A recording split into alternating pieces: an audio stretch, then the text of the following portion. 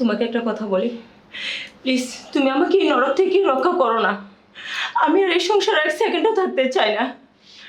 আমিও তো চাই, প্লিজ আমাকে আর কয়েকটা দিন সময় দাও। আমি একটু নিজেকে শক্ত করি, তুমি আমি মিলে দুজনে সুখে সংসার করব। আমাদের ছোট্ট একটা সংসার। তবে কি জানো তো, আমরা যদি পালিয়ে যাই তাহলে মানুষে কি বলবে, সমাজ কি বলবে? তোমার আমার বয়স তো সেম না। এই শোনো, কি বলো তুমি এসব কথা? বয়সে কি আসে যায়? শোনো, আমি আর তুমি এক থাকলে ওই পাশের লোকের কি আসে যা বলো? আচ্ছা ঠিক আছে। বাদ দাও, এখন ফ্যান ঠিক করো, প্রচুর গরম লাগছে। আচ্ছা ঠিক আছে।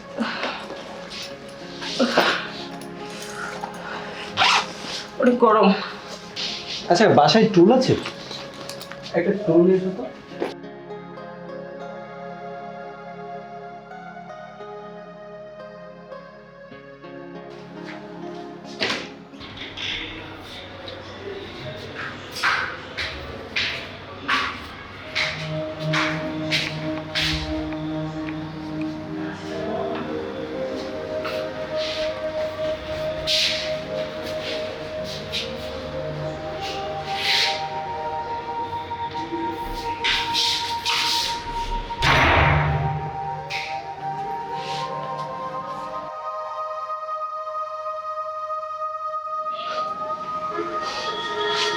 মিথিলা,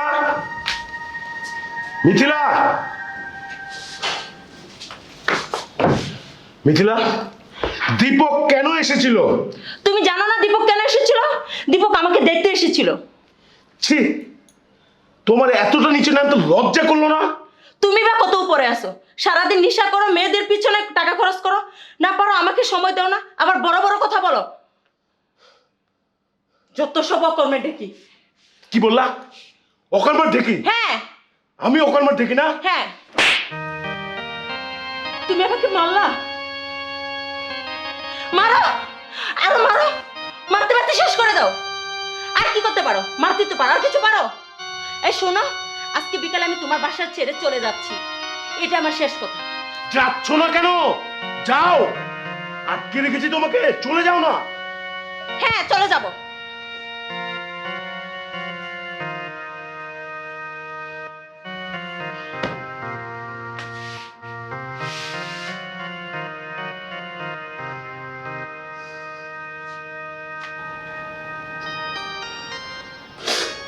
ভগবান, আমি কি পাপ করেছি যে তুমি আমাকে এমন শাস্তি দিচ্ছ বারবার? বোমা, কোথায় যাচ্ছ? বাবার বাসায় যাচ্ছি, কোথায় আর যাও? কেন, কি হয়েছে? থাকেন আপনি আপনার বাসা বাড়ি নিয়ে, আর পারলে আপনার ছেলেকে একটু বিয়ে করে দিয়ে।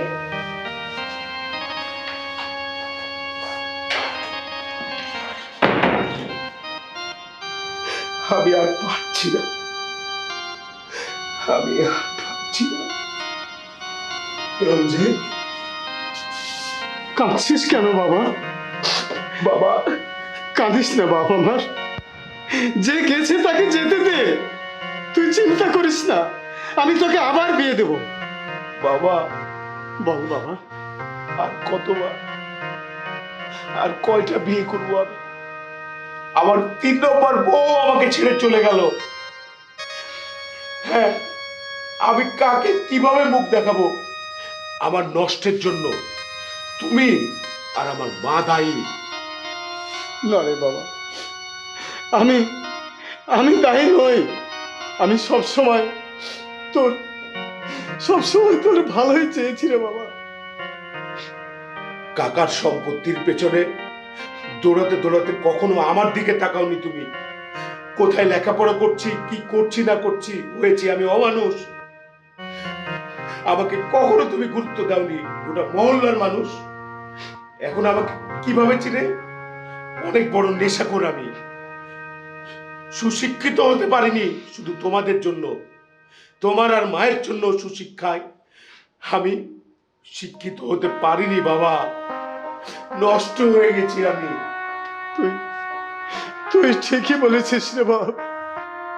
আসলে আমি আমার ছেলে সন্তান আছে বলে আমি গর্ব করতাম, কিন্তু এটা ঠিক না। তোর কাকাদের সম্পত্তির তুই অর্ধেক মালিকানা ছিলি ঠিকই, কিন্তু কিন্তু আমি এই সম্পত্তি করে অন্যের সম্পদের জন্য আমি অনেক মামলা হামলা করেছি, অনেক দৌড়াদৌড়ি ছুটাছুটি করেছি। এটা আমি ঠিক করিনি রে মা, তুই ঠিক ছিলি। আমি যদি এই সম্পত্তির পিছনে না দৌড়িয়ে আমার আমার একমাত্র সন্তানকে আমি সুশিক্ষায় শিক্ষিত করতে পারতাম,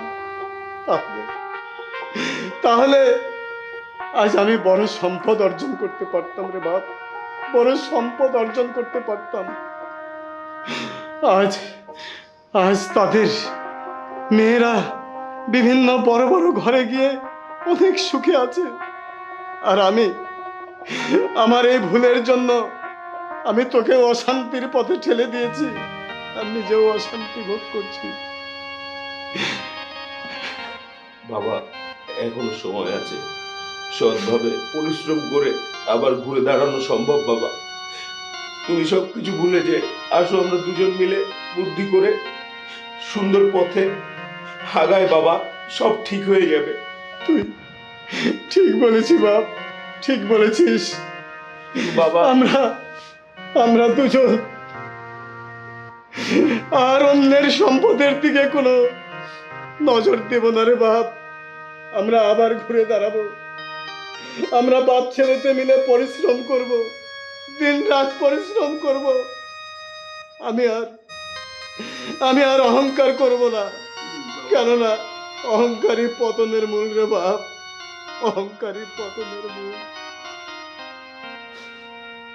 শুনুন, আমি সবাইকে বলি, অন্যের সম্পদের প্রতি লোভ লালসা না করে নিজে সম্পদ অর্জন করুন, পরিশ্রম করুন, তাতে সম্পদের প্রতি মোহ থাকবে।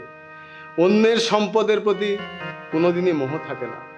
আর একটি কথা, অন্যের সম্পত্তির পেছনে না ছুটে নিজের সন্তানকে সম্পদ হিসাবে গড়ে তুলুন, তাহলেই প্রতিটা সংসারে শান্তি থাকবে।